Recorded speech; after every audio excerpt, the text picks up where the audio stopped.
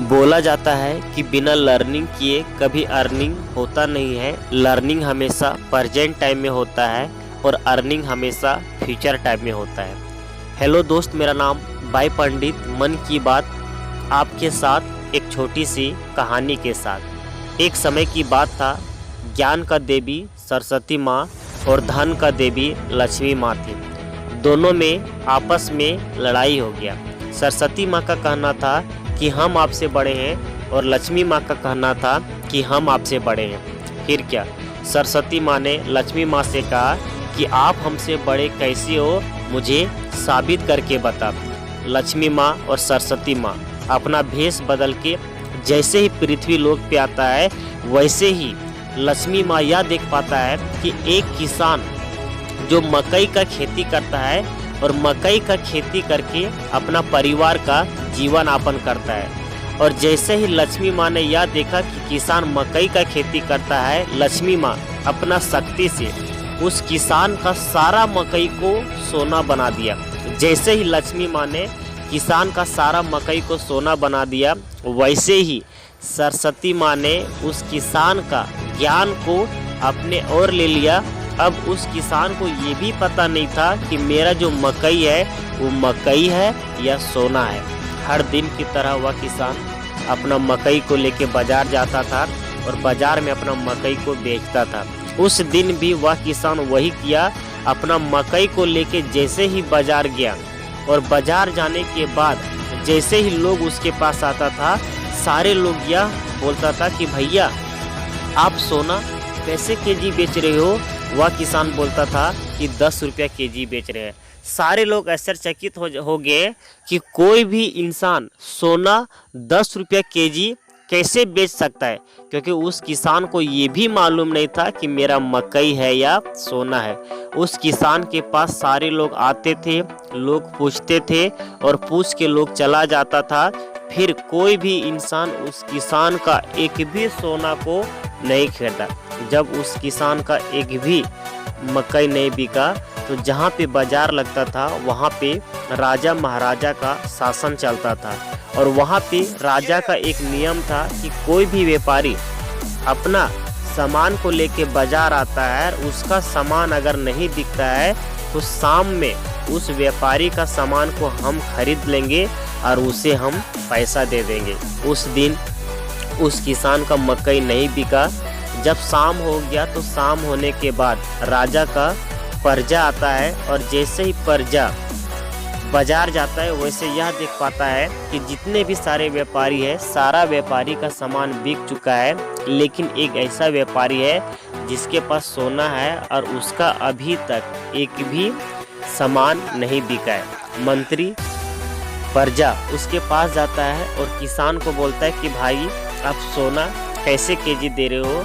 वह किसान बोलता है 10 रुपया केजी। मंत्री और प्रजा वह भी आश्चर्यचकित हो जाता है और यह सूचना राजा के पास पहुंचाता है। जैसे ही राजा को पता चलता है कि एक किसान सोना को 10 रुपया केजी के भाव से बेच रहा है, वह राजा तुरंत आता है और उस किसान का जितना भी सारा सोना रहता है वह सोना को खरीद लेता है। खरीदने के बाद वह किसान उस राजा से बोलता है कि राजा, आपको अगर और मकई या मकई चाहिए तो मैं आपको और दूंगा, क्योंकि मेरे पास अभी बहुत सारा है।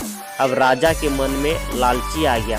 राजा सोचा कि इस किसान के पास अगर इतना सोना है तो हो सके ये हमसे भी बड़ा संपत्ति वाला है, ये हमसे भी बड़ा राजा है। क्यों ना हम इस किसान को अपना बेटी से हम शादी करा दें। उसके बाद क्या, राजा अपना बेटी का शादी उस किसान से करवा देता है। और शादी कराने के बाद जब किसान का शादी हो जाता है तो किसान उसके बेटी के साथ कभी रहना पसंद नहीं करता है। 1 दिन, 2 दिन, 3 दिन, 4 दिन, 5 दिन, 15 दिन, यहाँ तक 1 महीना हो जाने के बाद भी वह किसान उसके बेटे के साथ कभी रहना पसंद नहीं किया। तो उसका बेटी ने अपने पापा को बोल दिया कि आप कैसे लड़का से मेरा शादी करवा दिए जो लड़का मेरे साथ रहना पसंद नहीं करता है। फिर राजा किसान के पास आया और किसान से बोलता है कि आप मेरा बेटी के साथ क्यों नहीं रहना चाहते हो। वो किसान कुछ नहीं बोलता है, क्योंकि उस किसान के पास कोई ज्ञान रहता नहीं है।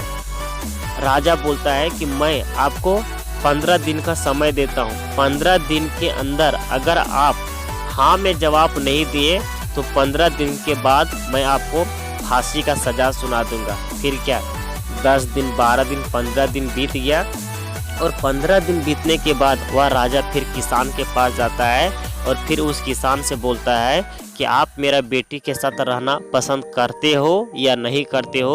वह किसान कुछ नहीं बोलता है, चुप रहता है। राजा समझ जाता है कि यह कुछ नहीं बोलता है, इसे फांसी का सज़ा देना चाहिए।